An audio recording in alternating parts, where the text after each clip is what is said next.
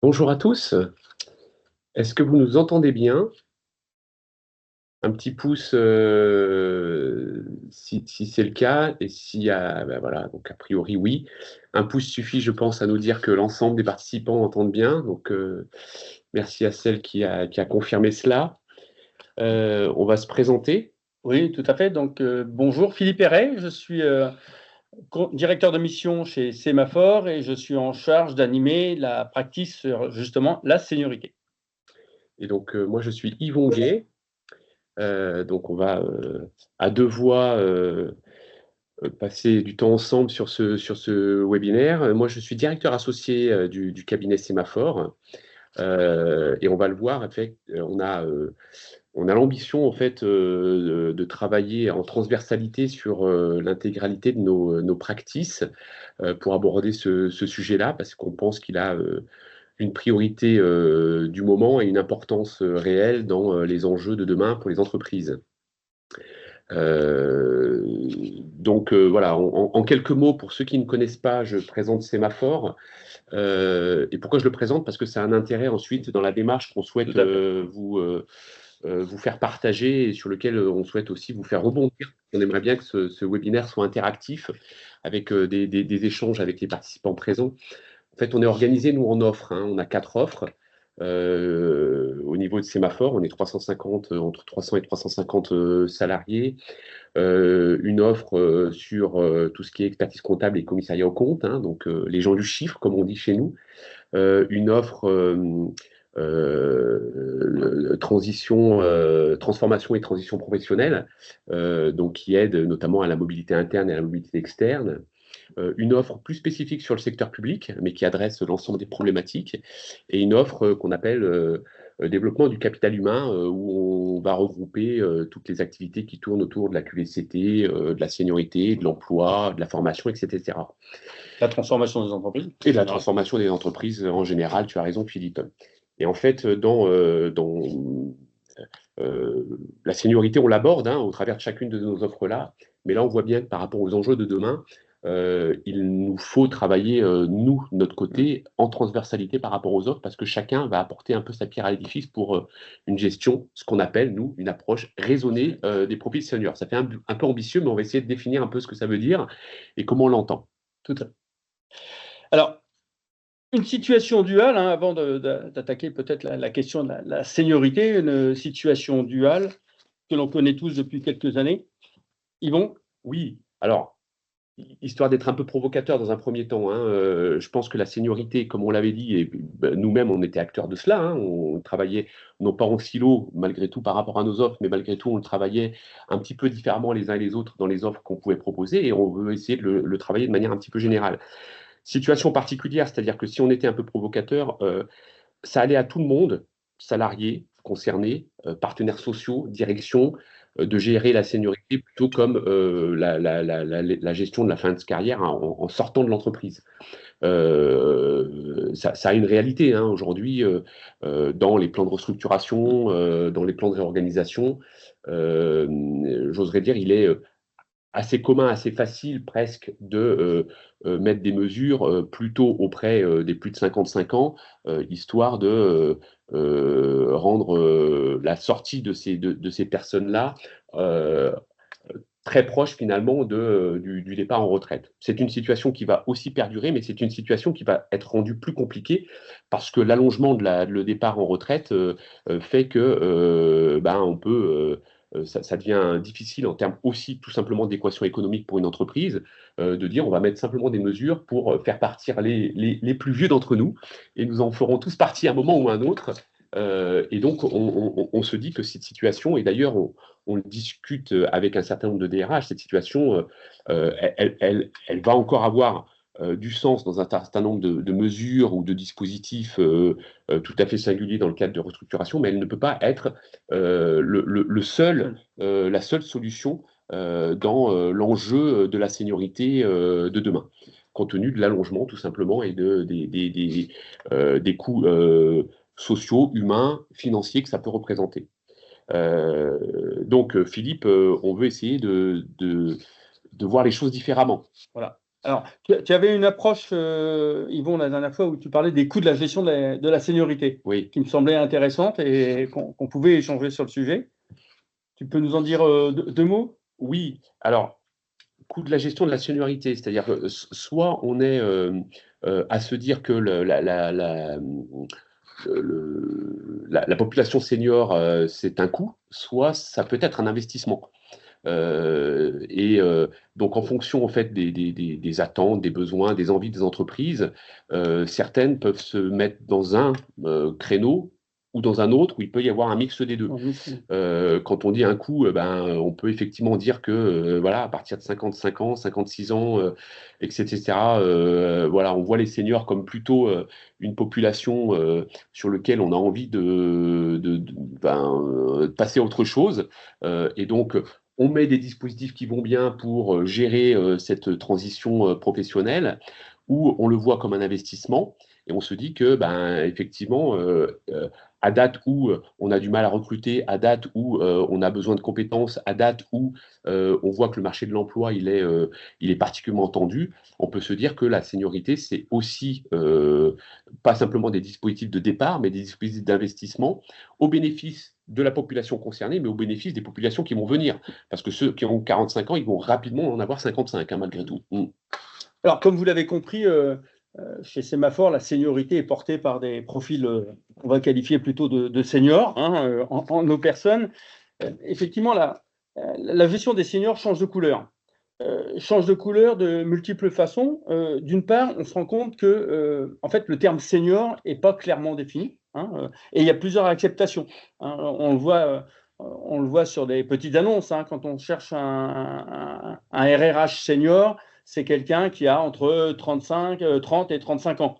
Donc la seniorité, c'est déjà l'expérimentation, hein, l'expérimenté, hein. La première définition, c'est être expérimenté, et on constate que souvent, on est de plus en plus vite expérimenté. Et puis, il y a le senior en fin de carrière, où là, c'est plutôt sur une acceptation de âgé. Et on voit bien que cette question de âgé est très relative selon les personnes, les entreprises, voire le secteur. Et en même temps, cette dualité, on le voit chez bon nombre de clients, et comme Yvon, tu le rappelais, il y a des besoins de main-d'œuvre, il y a des besoins d'effectifs, il y a des besoins de compétences. Il y a des métiers où apprendre le métier, ça demande 10-15 ans. Et puis, il y a le geste de métier, hein, il y a toute cette question d'engagement. C'est pour ça que plutôt que partir sur des tas de sujets, parce que le sujet est très vaste, ce qu'on vous propose, c'est de zoomer sur deux enjeux particuliers. Et les deux sujets qu'on vous propose, c'est les questions de levier, de mobilisation des leviers de QVCT. Et donc, on sera à la fois dans l'anticipation, parce qu'on voit qu'il y a des gens qui arrivent à un certain âge, selon le métier qu'ils ont réalisé. Il y a une usure professionnelle, il y a une fatigue professionnelle. Donc, soit la prévenir, donc l'anticiper, soit la réguler. Et puis, le deuxième sujet qu'on souhaiterait aborder avec vous, c'est la question de l'interfaçage de l'IA. Hein. Souvent, dans les premières réflexions, on constate que l'IA peut être une solution pour alléger un certain nombre d'effectifs, mais des voies se dessinent aussi sur l'enrichissement de l'IA avec l'expérience professionnelle. Et c'est un peu ces deux sujets-là qu'on souhaiterait, dans un premier temps, aborder ensemble. Oui. Alors, comme vous l'avez compris, je fais un tout petit retour en arrière. On vous a dit que nous, on a l'ambition de travailler de manière un peu transversale. Et effectivement, on pense que la gestion des populations dites seniors, alors quand est-ce que ça commence, hein, moi,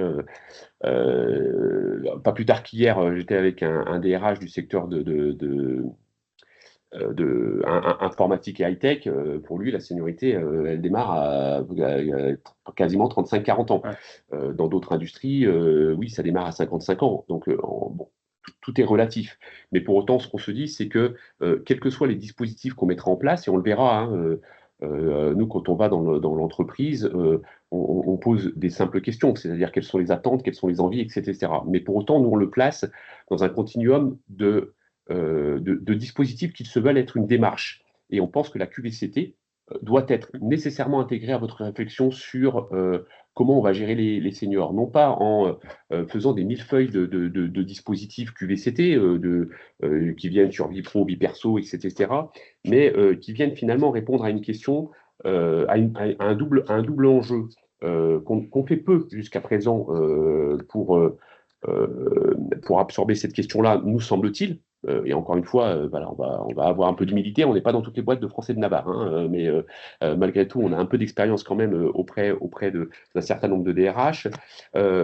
La première, c'est que, et là, je fais référence à un papier qui a été fait par, voilà, je rends à César ce qui est à César, hein, Benoît Serre qui, hier, disait il va falloir évaluer non seulement ce que je fais, les gens veulent être évalués non seulement sur ce qu'ils veulent faire, mais également aussi sur ce qu'ils sont. Je vais le tordre un tout petit peu pour la seniorité, c'est évaluer effectivement sur ce qu'on fait, mais évaluer aussi sur ce qu'on apporte. Ce qu'on apporte, et la seniorité apporte davantage que simplement, comme le disait Philippe, une tâche, une expertise, une compétence, et il va falloir le voir dans la globalité des apports au niveau collectif et au niveau individuel. Et donc ça s'inscrit dans la QVCT complètement, parce qu'il va falloir, nous semble-t-il, non pas simplement avoir une approche individuelle de la gestion des seniors. Est-ce que Philippe, est-ce que Yvon, comment on aborde leur propre turpitude, j'oserais dire, en termes de mal de dos, en termes de posture, etc. Et je n'ai pas mal au dos. Quand bien même il faut le faire, mais il va falloir l'aborder de manière collective. Et l'aborder de la manière collective, c'est forcément de l'aborder au travers d'une démarche de qualité de vie et de conditions de travail. On insiste beaucoup sur conditions de travail, autant que sur qualité de vie. Et donc, trouver une démarche, et notamment une démarche d'expérimentation, parce que nous, sur la QVCT, ce qui nous intéresse beaucoup, c'est la démarche d'expérimentation. Je pense qu'il ne faut pas avoir peur de se tromper. Voilà, ce que j'observe, nous, le petit hic en France, c'est quand on met quelque chose en place, on a du mal à le défaire. Et donc, il va falloir trouver aussi les moyens d'expérimenter des solutions collectives d'organisation du travail, de conditions de travail, d'adaptation du travail pour les populations dans une démarche de QVCT, quitte à y revenir en arrière si elles font pas, si elles font pas bonheur. Et le deuxième sujet, c'est qu'il va falloir aussi, et on va le voir dans les différentes typologies de démarches qu'on propose, un peu sortir des sentiers battus, quand bien même il y a des indicateurs clés qui vont nous permettre voilà, de relever ces défis. On parle toujours de l'absentéisme, et on focalise sur l'absentéisme d'arrêt de travail, d'arrêt maladie, on focalise sur la productivité et l'efficience, laissant entendre que quelque part une population senior perd dans ces sujets-là. Nous, récemment, une entreprise a bien voulu jouer le jeu de faire un vrai diagnostic sur le sujet, et on s'aperçoit que c'est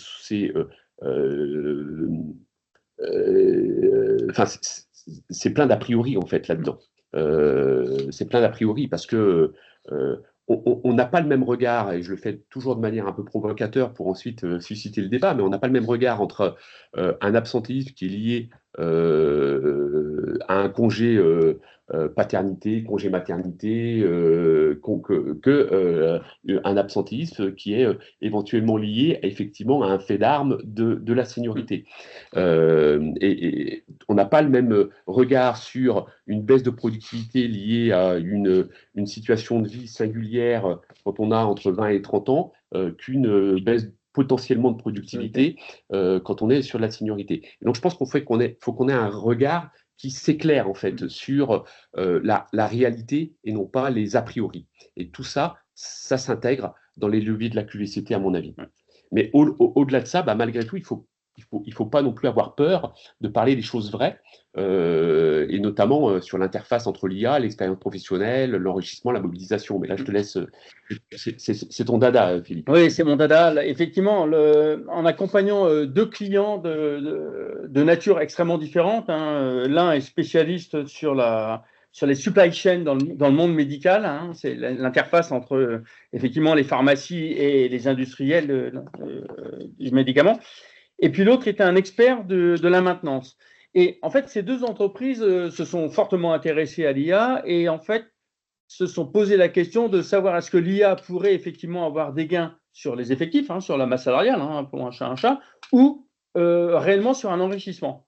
Et par expérimentation, ils sont sont arrivés à deux choses, deux constats. Un, les seniors, en tout cas certains seniors, ont une expérience à forte valeur ajoutée. Ils savent prendre du recul par rapport à des situations soit techniques, soit clients. Et c'est une vraie richesse pour l'entreprise. Une richesse qui est difficile à transférer dans un temps extrêmement court, parce qu'il y a le geste de métier à acquérir. Et en fait, en pluguant de l'IA, de l'intelligence artificielle avec cette expérience, ils en sont arrivés à des emplois extrêmement enrichis. Deux exemples très concrets. Sur ces call centers qui font l'interface entre le monde de la pharmacie et les industriels, les téléconseillers, c'est des formes de télévendeurs, hein, tous expérimentés, bénéficient du soutien de l'IA pour effectivement fluidifier, arranger les vocabulaires, le langage au fur et à mesure. Donc, il y a un IA qui suit la conversation et qui est capable de leur donner quelques conseils. Mais en même temps, l'IA est en train de gérer les stocks.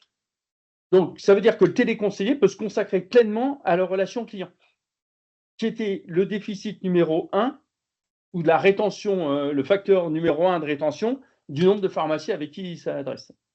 Et sur l'aspect maintenance, ben, on sait tous, hein, moi c'est mon ancien métier, mais j'étais un expert maintenance et on sait bien qu'il y a de l'expérience, c'est-à-dire il y a de l'expérience professionnelle et à un moment donné, le système à dépanner, il n'y a pas juste une résolution technique, il y a une forme d'intuition.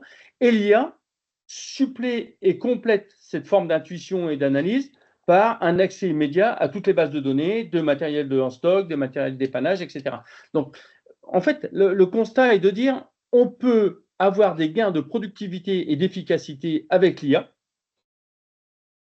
en n'opposant pas les effectifs ou les expériences professionnelles, mais au contraire en complétant. Hein, on a eu une très belle mission, j'en arrêterai là parce qu'on va aller à l'essentiel, mais une très belle mission avec un centre d'analyse d'imagerie médicale, où effectivement, en imagerie médicale, les médecins m'expliquaient que le scanner, lire un scanner, c'est un millefeuille de photographie. Selon le temps qu'ils y consacrent, aussi leur état hein, de situation, leur état de pensée, etc., ils peuvent faire des erreurs ou ils peuvent ne pas voir tel ou tel indice. L'IA est capable de scanner sur une base de données de milliards de photos, de scanner en quelques minutes l'ensemble des photos du patient.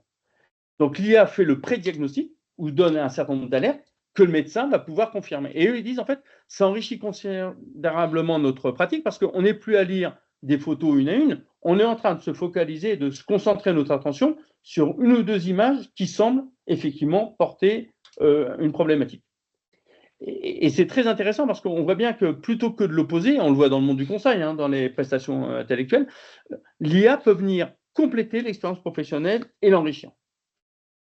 Alors, pour aller justement sur le sujet, Philippe, parce que peut-être que, enfin, les gens là qui sont à nous écouter nous disent, mais bon, ils nous font un thème sur la seniorité, ils nous parlent de la QVCT, ils nous parlent de l'IA.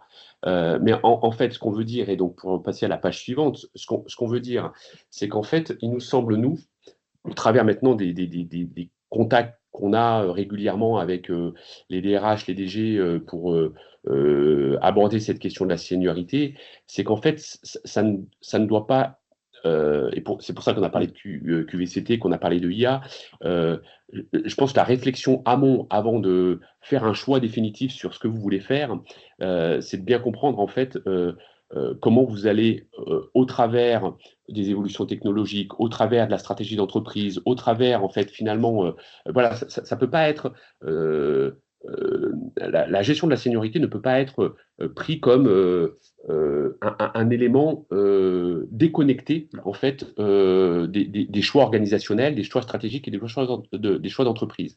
Et donc, c'est pour ça qu'on veut intégrer cette dimension QVCT, IA, etc. Parce qu'en réalité, nous, on va le synthétiser sur cette planche. On s'est aperçu qu'en fait, il y a 3 points d'entrée dans la question des seniors.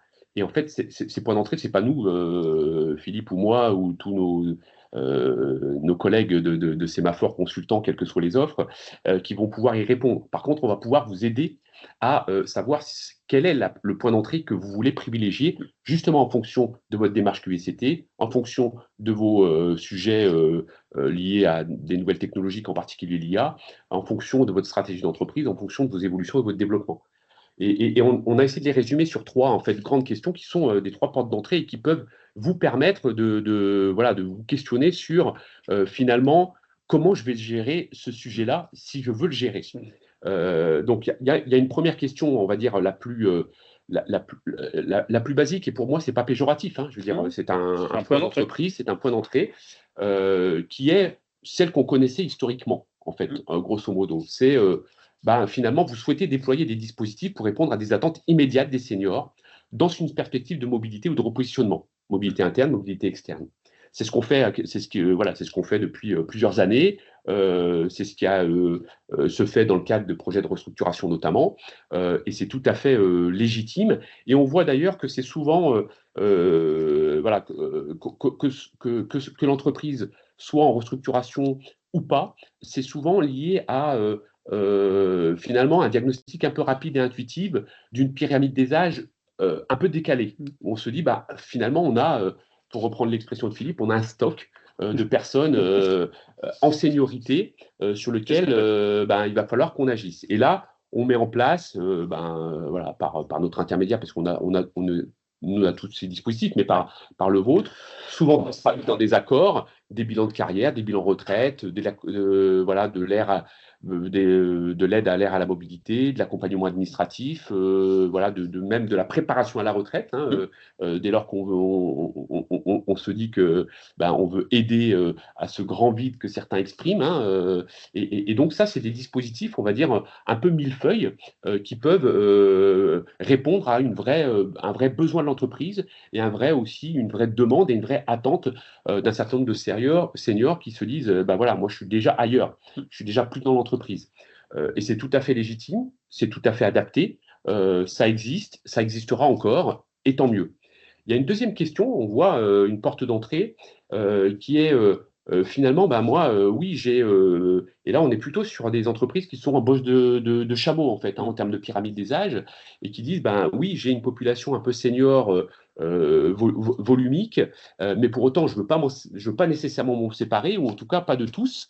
Et en plus, les seniors veulent rester parce qu'ils ont envie de continuer à travailler ou parce qu'ils sont contraints à travailler compte tenu de l'allongement de l'âge de départ à la retraite. Donc là, on s'intéresse plutôt sur comment vous souhaitez engager une démarche pour redéfinir ou pour définir la place des seniors dans l'entreprise. Et c'est un peu différent. C'est pas simplement, entre guillemets, je propose une carte entrée plat dessert aux seniors pour s'intégrer dans un dispositif de pré-retraite, de départ anticipé, de congé de mobilité. Mais c'est là où on est plutôt sur de l'adaptation. Aménagement de poste, gestion de la singularité, justice organisationnelle. C'est là où on retrouve l'accord QVCT, enrichissement des emplois, formation des managers. Et donc là, il y a certes des dispositifs, mais il y a aussi une réflexion plus ancrée dans une démarche d'adaptabilité des postes et des compétences. Et puis, il y a une troisième. Est-ce qu'elle se veut plus ambitieuse? Encore une fois, je n'ai pas d'a priori sur les 2 premières, mais par contre, une troisième qui nous semble mériter d'être en réflexion dans vos organisations, et Philippe en parlera davantage, c'est s'interroger sur l'organisation, les pratiques et l'efficience multigénérationnelle. On fait exprès de dire multigénérationnel et pas intergénérationnel. Et pas intergénérationnel. Et là, on va réinterroger un peu plus en profondeur l'entreprise, parce que, encore une fois, ceux qui ont 45 ans aujourd'hui, on aura 55. Donc, soit on fait des one-shots régulièrement, soit on s'inscrit dans une dimension un peu à plus grande durée. Alors, nous, l'avantage qu'on a, c'est que là, aujourd'hui, on est en réflexion. Et encore une fois, on est sans jugement, hein, sans portée de valeur. Hein, chaque entreprise a son histoire, chaque entreprise a ses ambitions, chaque entreprise a ses objectifs. Et on est en discussion avec plusieurs sur chacune de ces 3 dimensions. Ce qui est intéressant, avant de développer un peu chacun de ces points, c'est de constater qu'effectivement, cette question de la seniorité, elle est très franco-française. Parce qu'on a travaillé avec des consultants qui travaillaient, ou des entreprises internationales.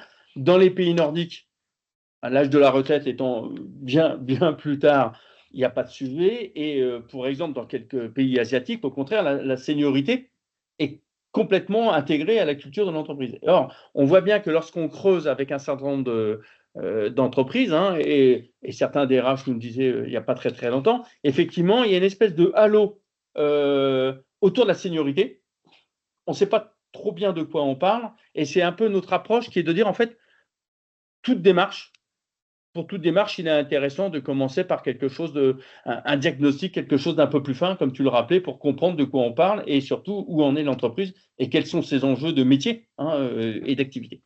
Et du coup, quelle porte d'entrée parmi les trois? Alors peut-être que vous allez en identifier une quatrième, hein, mais Ouais, nous, ou au un mix, travers de hein. tous les contacts, ou un mixte, effectivement, mais nous, au travers de tous les contacts qu'on a, on a essayé justement de se structurer. On a vu qu'il y avait trois portes d'entrée majoritaires. Et encore une fois, Elles sont pas opposables.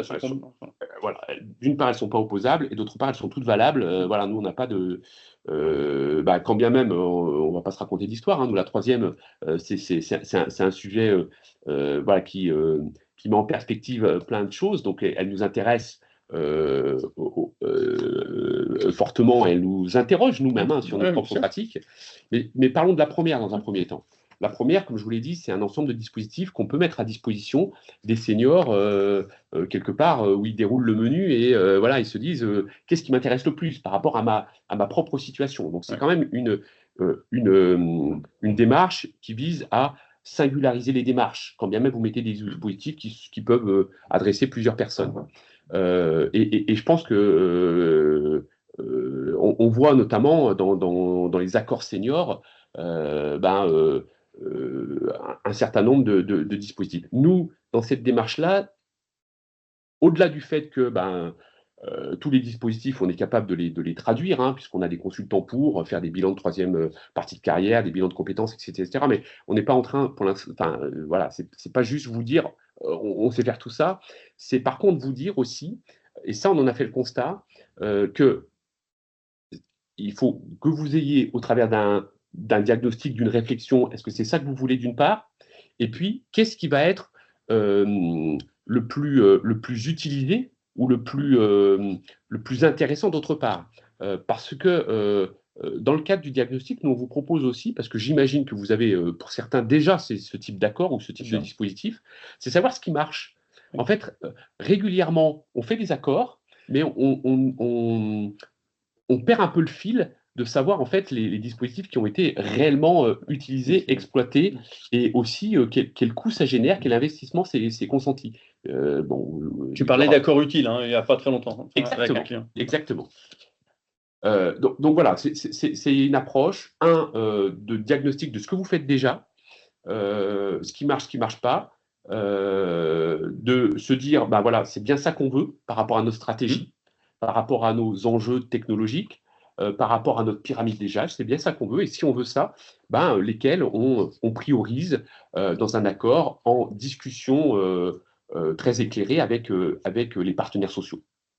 Alors, on a aussi développé quelques outils plus spécifiques, notamment sur l'évaluation du potentiel d'employabilité des seniors. Hein. Et là, on est à la fois sur un peu l'amont et en même temps sur l'accompagnement. Parce qu'on se rend compte que lorsqu'on évoque avec le sujet avec des directions, on a eu un client qui avait un métier assez complexe, assez physique, et qui disait je souhaite accompagner non pas mes seniors, mais mes 40, ma population de 40-45 ans sur de la reconversion, parce que je sais que statistiquement, ils seront fatigués à 55. Et là, on s'oppose à cette population qui dit, en fait, moi, pour l'instant, je suis en pleine forme, et tant que je suis en pleine forme, j'ai un métier de manutentionnaire, j'y vais. Hein, tant que je suis pas malade, je continue. Et on se dit que, en travaillant aussi avec les partenaires sociaux, hein, cette question de la réflexivité, alors c'est pas pour un grand mot, mais on se rend bien compte, et on le sait depuis longtemps, que plus j'apprends et plus j'ai conscience d'apprendre, plus c'est facile et plus j'ai confiance et donc plus j'apprends. C'est un peu la même chose pour cette question d'employabilité des seniors. C'est-à-dire qu'on a créé un dispositif d'évaluation du potentiel d'employabilité pour permettre à la fois aux individus et aux collectifs d'avoir un retour sur son potentiel d'employabilité à moyen et à long terme. Et ça se joue par un système de questionnaire qui va intégrer bien sûr des questions de santé actuellement, mais aussi de parcours professionnel, de la dynamique de ce parcours professionnel, de ma formation initiale, des compétences que je développe tout au long de l'année, etc. Donc, ça permet, et l'objectif est de permettre à l'individu de prendre conscience effectivement de ces facteurs de risque sur sa propre employabilité, mais aussi d'avoir pour un DRH un certain nombre de métriques qui lui permettent de dire, tiens, effectivement, sur telle et telle population, j'ai des facteurs de risque d'employabilité en interne ou à l'externe, à moyen et long terme. Tout à fait. Peut-être un mot aussi, parce que comme tu le disais, ça se fait de plus en plus, mais ne serait-ce que l'accompagnement administratif à la retraite. Selon le bassin d'emploi dans lequel on sait qu'en Île-de-France, par exemple, le déclenchement des allocations retraite demande entre 6 et 8 mois et peut devenir extrêmement complexe en fonction du parcours professionnel de l'individu. Donc effectivement, même des mesures comme ça d'accompagnement très classiques à l'administratif de la retraite peut être une vraie valeur ajoutée pour accompagner le collaborateur qui s'en va. Oui, ça paraît anodin, mais en fait, c'est une vraie demande. En fait, Oui. voilà, et effectivement, si l'entreprise est en mesure de, je pense que ça peut être un vrai soutien. C'est un vrai soutien. Alors, dans le deuxième temps, c'est effectivement tout ce qui est accompagnement à la définition des outils, des process, des actions pour valoriser les seniors dans l'entreprise.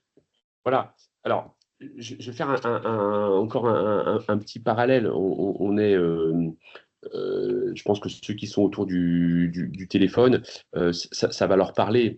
Quand on parle de risque professionnel, souvent, on a les 3 temps, prévention primaire, prévention secondaire et prévention tertiaire.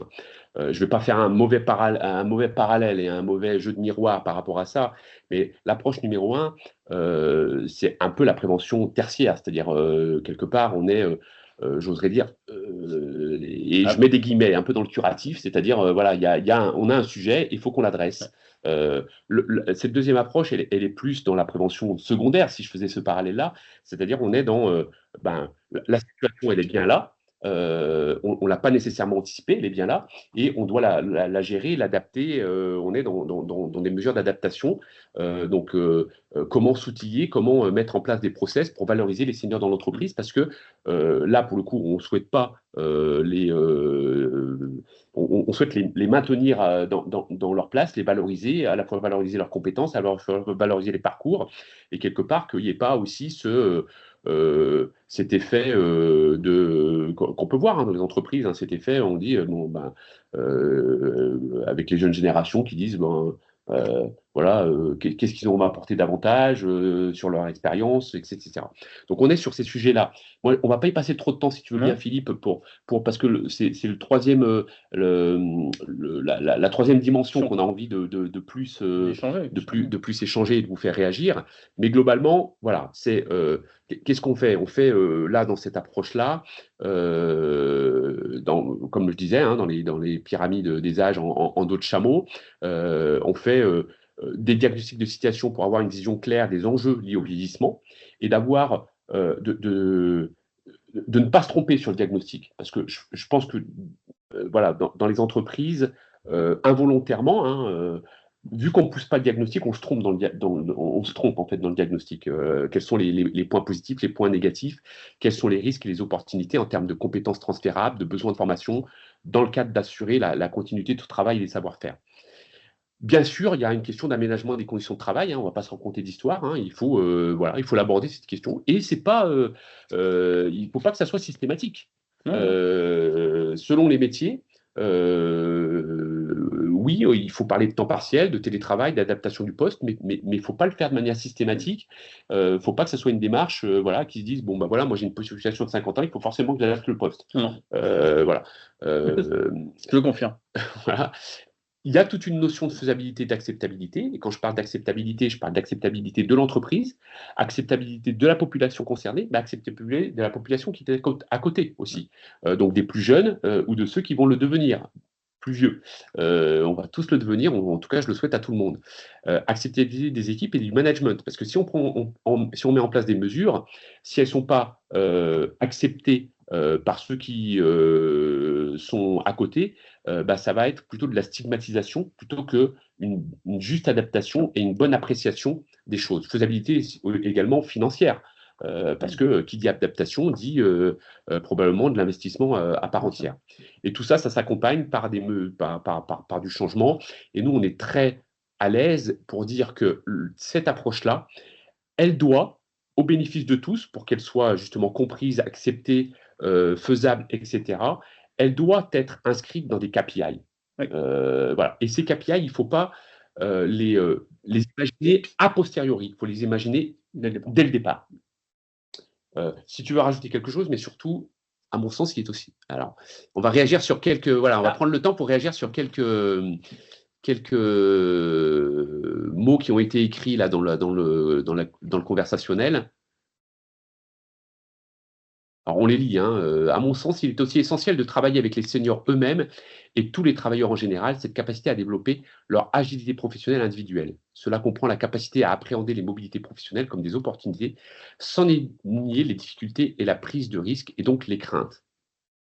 Clairement. Merci pour cette intervention. Et elle fait référence aussi un peu, alors sur la troisième partie, parce que quelque part, ça fait référence à des aspects culturels. Oui.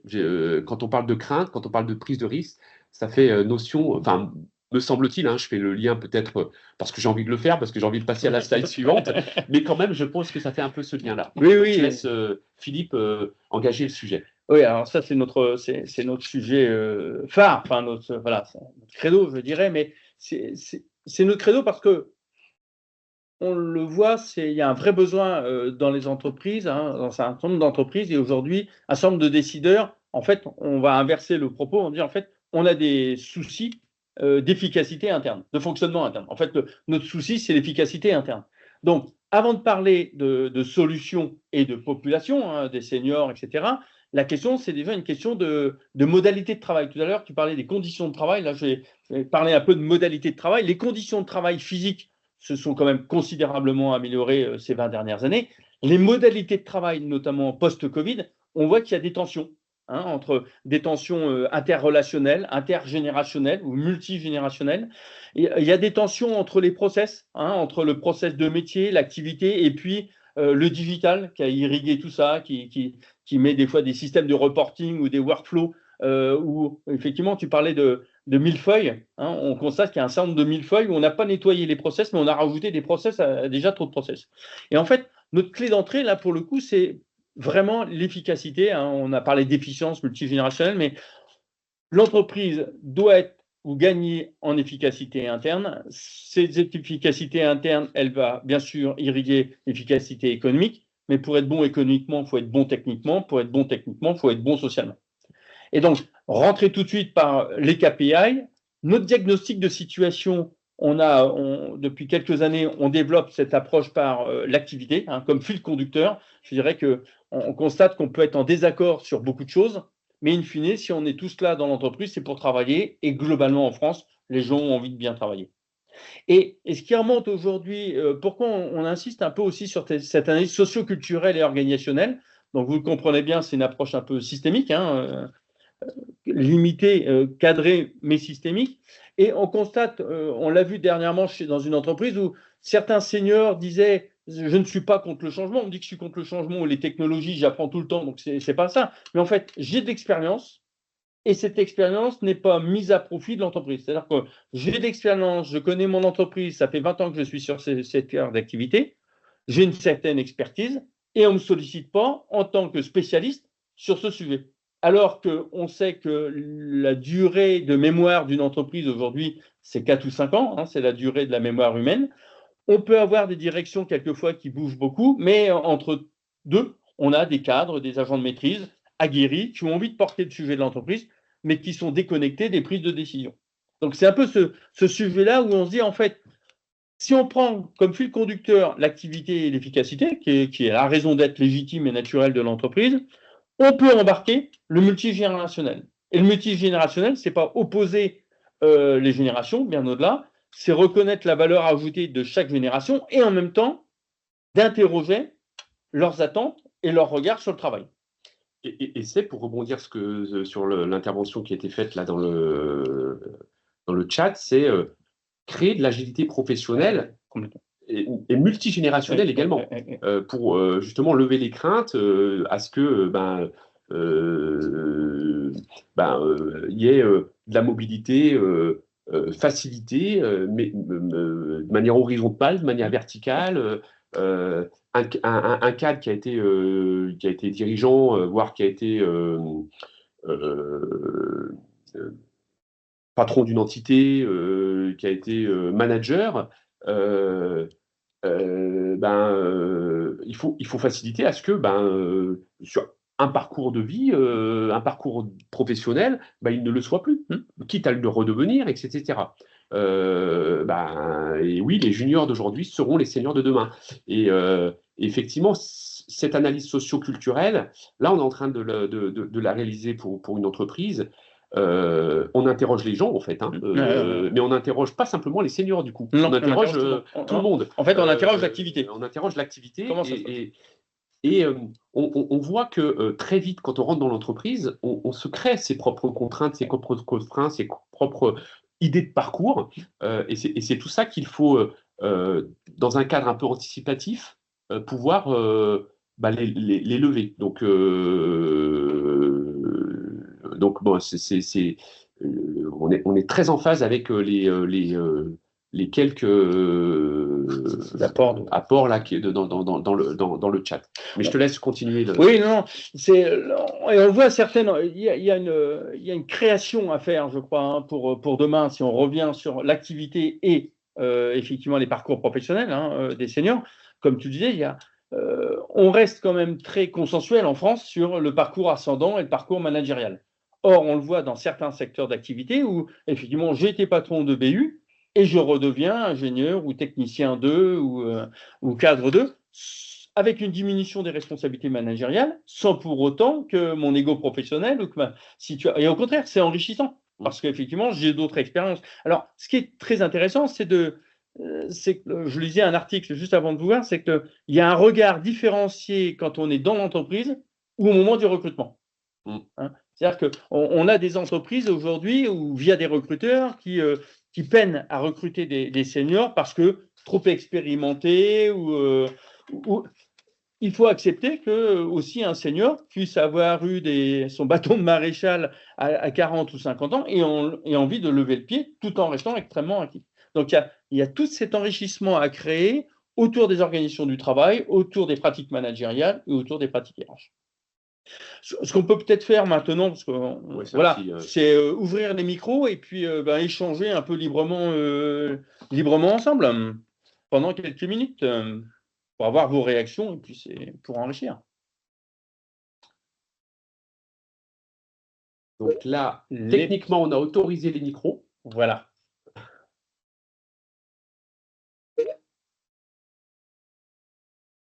Alors, dans le chat, c'est très bien, comme ça on va réagir par rapport au chat. Alors l'expérience n'est pas rémunérée à sa juste valeur, coût versus investissement. Moi, je vois des entreprises qui le rémunèrent à sa juste valeur, et puis effectivement, il y en a d'autres qui, à un moment donné, il y a une courbe avec asymptote sur les rémunérations et sur les salaires. Et donc, alors, je pense que c'est un sujet en tant que tel. Et moi, je suis assez à l'aise.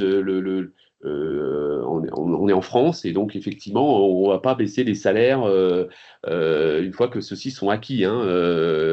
Mais pour autant, ça vient d'une forme aussi. Je reviens un peu sur ce qu'on dit, ça vient d'une forme d'acceptation culturelle. Je veux dire, à un moment donné, pour plein de raisons, la personne a de par son expérience professionnelle, a eu un salaire et il l'a mérité, puisque ça s'est traduit dans le cadre des augmentations, etc. Et quand bien même il revient sur, comme on parlait d'agilité professionnelle, il revient sur un job sur lequel il va peut-être faire la même chose qu'un plus jeune qui a un salaire moins important. Il faut que ça soit, qu'il y ait une forme d'acceptabilité en fait du sujet globalement, en pensant plutôt finalement à l'efficience organisationnelle. Oui. Voilà. Et non pas en se regardant en chien de faïence En comparaison directe, parce que sinon, effectivement, ça ne marchera pas. Les process de recrutement peuvent être de vrais repoussoirs pour les seniors. Oui. Ça, on le voit, on le perçoit. Et pour autant, il y a quelques. Alors, moi, je donne un exemple dans une entreprise du transport. Faute de. Peut-être, voilà, faute de ils sont en pénurie, en fait, et en pénurie d'emploi, et ils le voient finalement dans la population senior une vraie opportunité de combler des postes qu'ils n'arrivaient pas à combler. Mais aussi, ils se rendent compte, c'est ça qui est intéressant, c'est pas simplement de dire, voilà, je vais prendre des seniors là où il y a une pénurie d'emploi. Ils se rendent compte que finalement, peu importe qu'ils étaient expérimentés dans le métier en tant que tel, mais en fait, d'avoir des conducteurs qui ont une certaine seniorité, ils ont acquis un savoir-être, un savoir-faire, des compétences pas simplement techniques, qui font que ils disent moi en fait maintenant je suis convaincu. Je suis convaincu non pas simplement parce que ils ont 55 ans et que c'est facile de les recruter parce que j'ai des postes vacants et que eux ils sont convaincus parce que ils ont un apport réel dans l'entreprise au-delà au-delà de la conduite. Au-delà de la conduite. Et ça touche aussi les questions, comme tu disais, de relations, c'est-à-dire de relations à l'usager, de relations. Puisqu'il n'existe pas de définition légale de cas, il convient de définir au sein de sa propre organisation. Ensuite, afin de ne pas stigmatiser l'opposition, déployer à tous les niveaux les clivages nécessaires à leur rapport. Voilà, c'est pas une question, c'est une remarque, voire une affirmation sur laquelle on se, voilà, bien évidemment, on y adhère à 100%.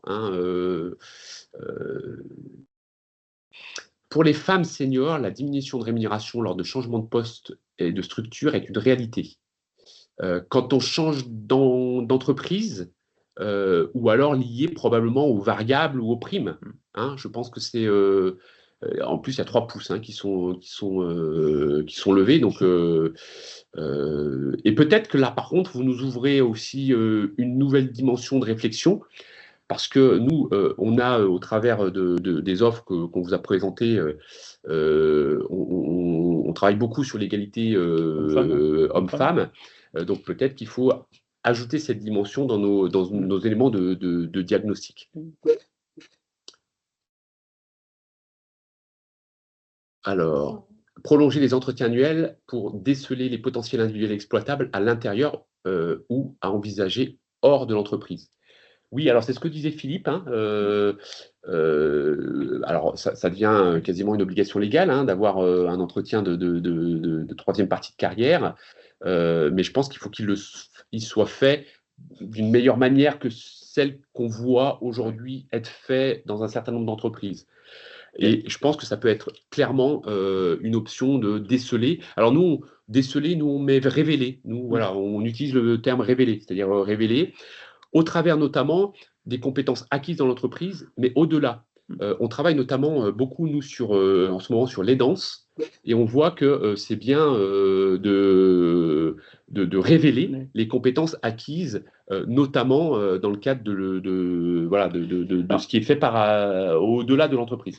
Ça pose une vraie question, et on le voit au travers de nos missions de GEPP, GEPC, GEPP. C'est-à-dire comment on pense la compétence. Est-ce que la compétence, on la pense, je dirais, juste interne à l'entreprise, ou on est en capacité, et l'IA pour le coup, aujourd'hui peut aider à cela, intégrer l'ensemble du spectre de compétences. Et tout à l'heure, quelqu'un a évoqué l'entreprise ou l'agilité ou le management capacitant, hein. C'est le management, l'agilité, c'est le management capacitant. C'est-à-dire, est-ce que l'entreprise est en capacité de développer toutes les compétences de ses collaborateurs et d'utiliser toutes les compétences acquises et développées par son collaborateur dans l'entreprise ou avant ou à l'extérieur.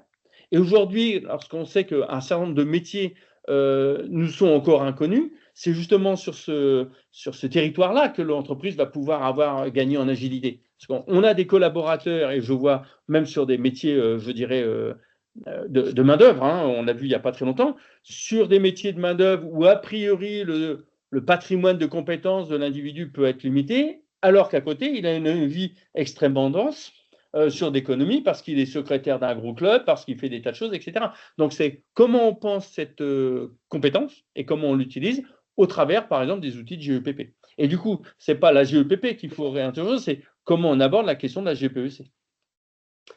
Alors, je pense que celui qui pose la question a une partie de la réponse. Est-ce qu'aujourd'hui, le taux de formation est identique pour les seniors que pour le reste de la population?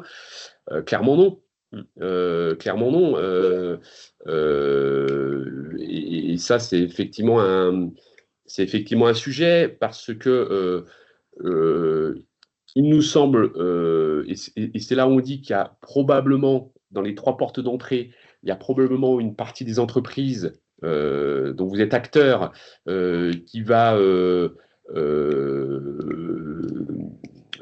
valablement s'orienter peut-être vers l'entrée 2 et vers l'entrée 3 en complément de l'entrée 1, c'est qu'aujourd'hui, la seniorité, elle était plutôt vue sur l'entrée 1. C'est-à-dire, voilà. Et donc, quelque part, quand on est plutôt à penser quels sont les dispositifs qu'on met en place pour, allez, je le dis avec mes mots, voilà, sortir les populations seniors de l'entreprise, eh ben, forcément, les 2-3 années avant, on va pas investir sur ces populations-là. Et aujourd'hui, le contexte oblige un certain nombre de directions, de DRH, à repenser le sujet. Et donc, il va falloir se réinterroger sur les formations. Alors, on va dire, mais par contre, il faut s'interroger sur tout type de formation, à la fois les formations diplômantes, à la fois les formations qualifiantes, à la formation de terrain, hein, parce que il va falloir aussi peut-être que des seniors admettent qu'ils soient formés par des plus jeunes sur des technologies qui sont plus facilement intégrées ou manipulées par des plus jeunes. Donc je pense qu'il y a tout ça ne va pas se révéler uniquement dans les plans de formation. Non, et on le voit au travers des dernières études qui sortent sur le sujet. Effectivement, il y a quand même moins d'investissement, et non pas spécialement d'ailleurs sur les 3 ou 4 dernières années, mais ça vient un peu en vent. Et en même temps, en face, il y a des seniors qui estiment qu'à partir de 45 ans, j'ai plus besoin d'être formé, quoi. Ou 45 ou 50 ans, alors que la vie professionnelle va continuer, et qu'en même temps, bon nombre de concitoyens aujourd'hui continuent à apprendre tout au long de leur vie de manière directe ou indirecte. Donc, on a essayé d'aborder voilà, alors pour l'instant, le terme, il n'a pas été, il a pas fait des miracles pour l'instant, mais on essaye d'identifier un terme qu'on appellerait les tuteurs inversés. C'est-à-dire, quand on parle de tuteur, généralement, on voit tout de suite l'image de la personne avec une certaine expérience et seniorité qui va encadrer un plus jeune pour la montée en compétences, etc. Je pense qu'on peut aussi imaginer l'inverse, c'est-à-dire voilà, une personne d'un certain voilà, qui a son bagage et qui a sa formation initiale assez loin derrière lui, qui va être tutorisé sur un certain nombre de spécificités métiers ou spécificités de compétences, de logiciels, etc., par des plus jeunes. Et ça, ça apporte de nouveau une dimension culturelle. C'est pas naturel aujourd'hui dans les entreprises. Un autre, alors mettre du mouvement à partir des compétences ou savoir-faire non utilisés par les personnes, sorte de promotion vers l'extérieur, oui, tout à fait. Donc, je ne sais pas si tout le monde le lit, donc je vais le redire, hein. Une personne propose de mettre du mouvement à partir des compétences ou savoir-faire non utilisés par les personnes, une sorte de promotion vers l'extérieur. Donc, tout à fait, parce qu'il faut aussi, euh, quand on parle de diagnostic, il faut être sans tabou, hein. Donc, il y a des personnes qui sont dans l'entreprise et qui ont envie d'avoir leurs quelques dernières années de vie en dehors de l'entreprise. Parce que ça fait plus sens pour eux, parce que ils ont envie, ou plein d'autres choses. Donc voilà, il faut vraiment ouvrir toutes les portes possibles. Un autre biais à dépasser en ce qui concerne les seniors, c'est qu'ils sont aussi capables d'innover, de porter des projets transversaux d'évolution des pratiques professionnelles, d'analyse de la QVCT. Donc là, c'est pas une question, c'est je pense, hein, et je m'inscris totalement en vrai là-dessus. C'est vrai que quand on parle de multigénérationnel, nous on voit souvent que dans des projets transversaux, en particulier sur l'innovation, on va chercher dans les populations jeunes. Oui. Et quand on parle de multigénérationnel, je pense que voilà, nous on prône que la culture projet soit multigénérationnelle. Il y a d'ailleurs une opportunité peut-être de réveiller, hein, ce que je connais, réveiller les dynamiques personnelles, mais c'est aussi réveiller le dialogue social, c'est-à-dire comment collectivement, avec l'ensemble des parties prenantes de l'entreprise, on peut repenser cette question-là, et pas l'opposer, hein, je pense bien. On a une intervention d'un collègue à nous, hein, directeur de Practice, Patrice Guézou, qui donne des chiffres clés, hein, pour répondre à une des questions. Un tiers des actifs de 55 à 64 ans ont participé dans l'année à au moins une formation à but professionnel, contre la moitié des 25-44 ans. Donc voilà, ça vient confirmer une question qui n'en était pas une, je pense, hein, parce que la réponse, voilà, mais et Patrice, hein, qui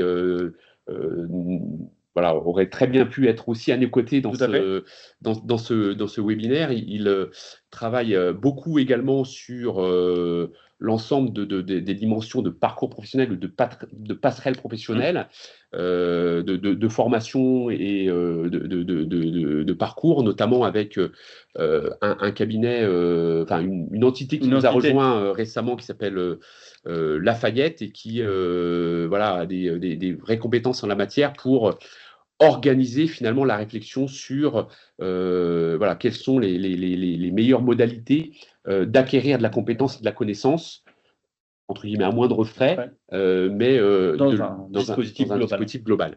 Alors, je vois malheureusement que le temps passant très vite, il est déjà 10h27. Peut-être une dernière question ou le mot de la fin, Yvon?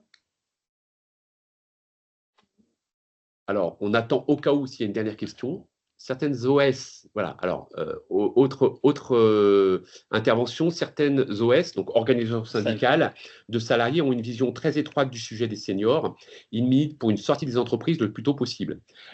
Alors, il me semble, mais j'abonde dans ce sens-là, il me semble que c'est un sujet qu'on a, voilà, c'est un peu le paradoxe de la situation, parce que quand vous dites les organisations syndicales, moi, je rajouterais que les directions d'entreprise aussi, pour certaines, et les salariés eux-mêmes, dans un certain nombre de temps, dans un certain nombre de cas, il nous semble, voilà, en ayant, peut-être c'est un mot de la fin, un certain optimisme en la matière, c'est que de toute manière, ça va plus être complètement possible, compte tenu de l'allongement et du coût que ça pourrait représenter de rester sur ce même sur ce seul critère, et que tout ça viendra aussi si non seulement on repense la place des seniors dans l'entreprise, mais si on adresse la question socio-organisationnelle, culturelle, au sens de l'activité, comme le dit Philippe, qui est très focus là-dessus, il a raison, hein, c'est son leitmotiv, et c'est pour ça que on n'est pas des militants, mais pour le coup, quand on va auprès des entreprises et de toutes les parties prenantes, hein, les organisations syndicales aussi, chacun a libre droit d'être sur l'entrée 1, sur l'entrée 2, mais on essaye aussi de pousser la réflexion sur, voilà, est-ce que maintenant, il n'est pas temps de combiner aussi avec l'entrée 3, c'est-à-dire voilà, cette fameuse approche systémique, multigénérationnelle, raisonnée, qu'on a essayé de vous présenter. Merci beaucoup. Merci à tous d'avoir participé, échangé. Hein, ça continue. Nous sommes à votre disposition. Vous avez nos mails. N'hésitez pas et avec plaisir pour continuer tous ces échanges. Bien belle journée à tous. À très bientôt. Au revoir.